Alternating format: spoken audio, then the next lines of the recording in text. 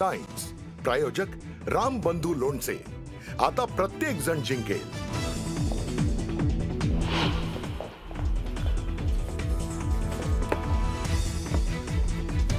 शेलारांनी फडणवीसांना महाराष्ट्राचा पप्पू ठरवलं। शेलारांच्या टीकेला ठाकरेंचं प्रत्युत्तर, तर ठाकरे राहुल गांधींच्या भूमिकेत राज्याचा पप्पू कोण हे सर्वांना माहिती म्हणत बावनकुळेंनीही सुनावलं।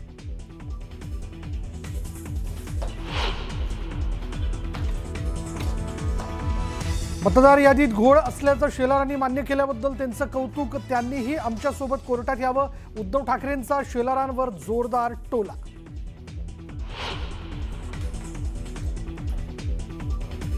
राज ठाकरेंनी वोट जिहाद करू नये, मतं मिळवण्यासाठी एवढ्या खालच्या थराला जाऊ नका। दुबार मतदारांच्या यादीत हिंदू आणि मराठी माणूसच दिसतो का, शेलारांचा थेट सवाल।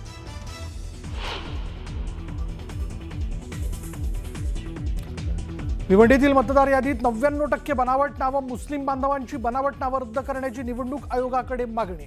रईस शेख यांनी खुलासा करत आशिष शेलारांचे आरोप फेटाळले।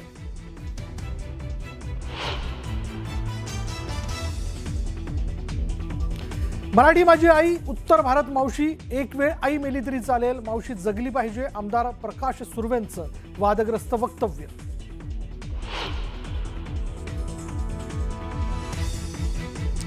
फलटण डॉक्टर प्रकरणात 6 आरोपी मोकाट, तुमच्या तपासावर विश्वास कसा ठेवायचा, डीवायएसपींना निवेदन देत सुषमा अंधारेंची उच्चस्तरीय न्यायालयीन चौकशी समिती नेमण्याची मागणी।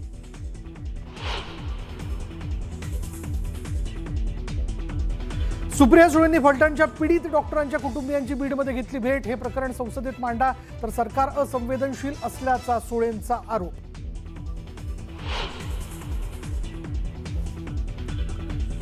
पुण्यात राज्य महिला आयोगाच्या अध्यक्ष रुपाली चाकणकरांविरोधात राष्ट्रवादीच्या रुपाली ठोंबरेंचं आंदोलन।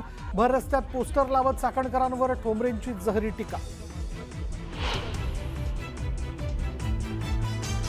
ॲडव्होकेट असीम सरोदेंना महाराष्ट्र बार काउन्सिलचा मोठा झटका। सरोदेंच्या वकिलीची सनद 3 महिन्यांसाठी रद्द। न्यायव्यवस्था, राज्यपाल आणि विधानसभा अध्यक्षांबाबतचं विधान भोवलं। आणि पुण्यातल्या शिरूरमध्ये 15 दिवसात बिबट्याच्या हल्ल्यात 3घांचा मृत्यू। संतप्त ग्रामस्थांचा पुणे नाशिक मार्गावर मंचरला रास्ता रोको।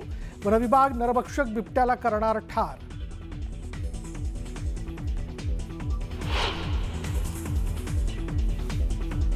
नमस्कार, मी विशाल परदेशी। या बुलेटिनमध्ये आपण सुरुवात करूयात आता या क्षणाच्या महत्त्वाच्या बातमीने। फलटण उपजिल्हा रुग्णालयातील महिला डॉक्टरच्या मृत्यू प्रकरणी तिच्या कुटुंबियांसह सुषमा अंधारे यांनी फलटणला जाऊन तपास अधिकाऱ्यांची भेट घेतली। मात्र पोलीस स्टेशनच्या बाहेरच कित्येक वेळ अंधारे यांना अडवण्यात आलेलं होतं। अखेर त्यांनी पोलीस स्टेशन समोर ठिय्या आंदोलन केलं। त्यानंतर पोलीस उपअधीक्षक खांबे यांनी सुषमा अंधारे यांच्याशी चर्चा केली।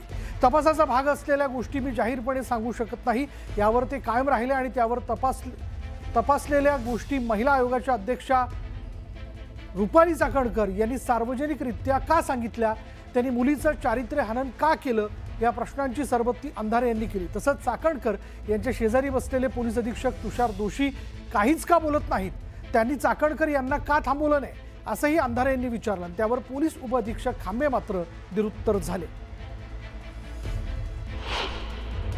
तपास अधिकारी असून सुद्धा चाकणकर बाई कशी बोलू शकते? काय अधिकार आहे तिला? तुषार दोशी बाजूला बसले होते की नाही? मग तुषार दोशी खरेच आडनावाचे आणि नावाप्रमाणे दोषी आहेत का? त्यांनी असं केलं?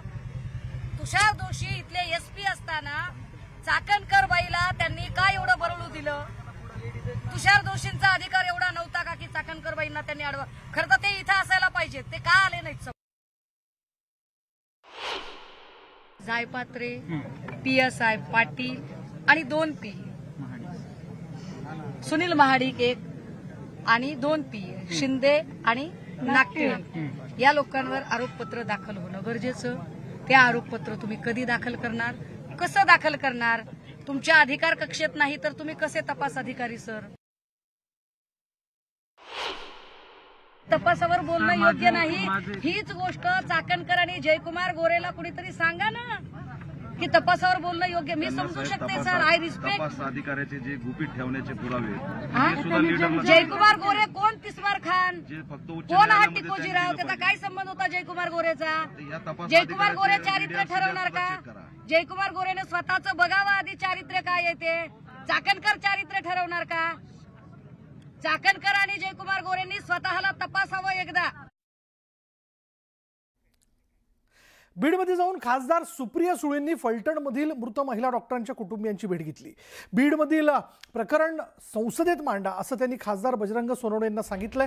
तसंच फलटण प्रकरणी सरकार असंवेदनशील असून पीडित कुटुंबाला न्याय मिळालाच पाहिजे अशी मागणी त्यांनी केली. राजकारण बाजूला ठेवून न्याय मिळाला पाहिजे अशी मागणी करतानाच त्यांनी SITमध्ये माजी न्यायाधीशांचा समावेश करावा अशी मागणीही त्यांनी केली आहे.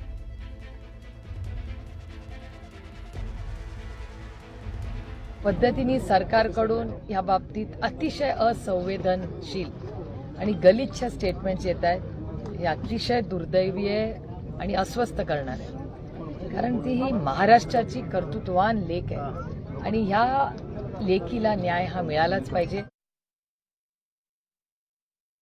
माझी महाराष्ट्र सरकारला हात जोडून विनंती आहे की एक SIT जी मागणी या कुटुंबाची आणि समस्त महाराष्ट्रातल्या मायबाप जनतेची आहे की एक सरन्यायाधीश रिटायर्ड असतील त्यांना त्याची जबाबदारी द्यावी आणि पूर्णपणे पारदर्शकपणे कुठलाही राजकीय हस्तक्षेप न करता त्या कुटुंबाला न्याय देण्याची नैतिक जबाबदारी ही आपल्या सगळ्यांचीच आहे आणि त्याच्यामुळे या केसमध्ये आम्ही सगळे स्वतः फॉलोअप करणार आहोत. पुण्यातील गुडलक चौकात राज्य महिला आयोगाच्या अध्यक्ष रुपाली चाकणकर यांच्या विरोधात त्यांच्याच पक्षाच्या रुपाली ठोंबरे आणि ठाकरे गटाच्या रेखा कोंडे आणि संगीता तिवारी यांनी रस्त्यावर उतरत आंदोलन केलं. चाकणकर यांनी राज्य महिला आयोगाच्या अध्यक्षपदाचा राजीनामा द्यावा या मागणीसाठी हे आंदोलन करण्यात आलं.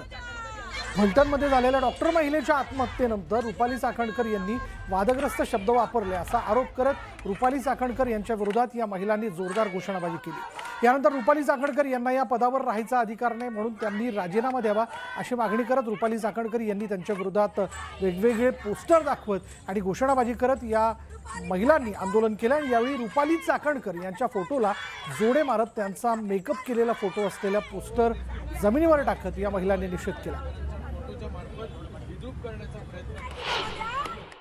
पीडिताला न्याय देण्यासाठी अत्यंत संविधानिक पद त्यांना सुपूर्त केलं, परंतु त्यांनी त्या पदावर बसून चुकीचं वक्तव्य करून पीडिताचं चारित्र्य हनन करून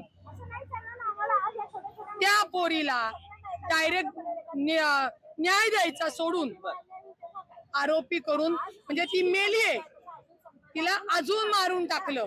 वरनं तिचा आत्मा काय म्हणत असेल.